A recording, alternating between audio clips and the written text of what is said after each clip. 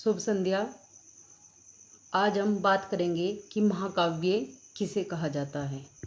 महाकाव्य एक ऐसी लंबी विस्तृत काव्य रचना होती है जिसमें किसी महत्वपूर्ण घटना या नायक के जीवन का सर्गों में या अध्यायों में वर्णन किया जाता है।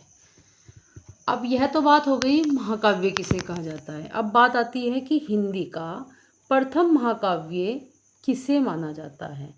तो हिंदी का प्रथम महाकाव्य माना जाता है पृथ्वीराज रासो को।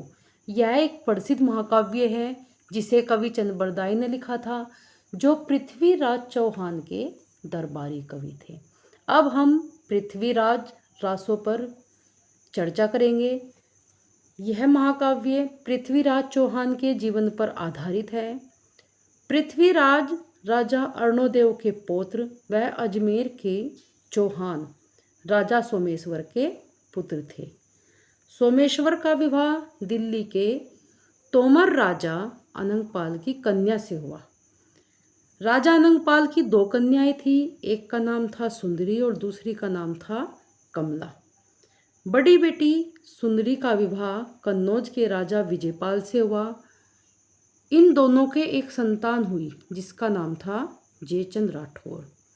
वहीं दूसरी बेटी कमला का विवाह अजमेर के राजा सोमेश्वर से हुआ। इन दोनों के भी एक संतान हुई जिसका नाम था पृथ्वीराज चौहान। पृथ्वीराज चौहान तृतीय भारतीय इतिहास के एक प्रसिद्ध राजा थे जो 12वीं शताब्दी में चौहान वंश के शासक थे।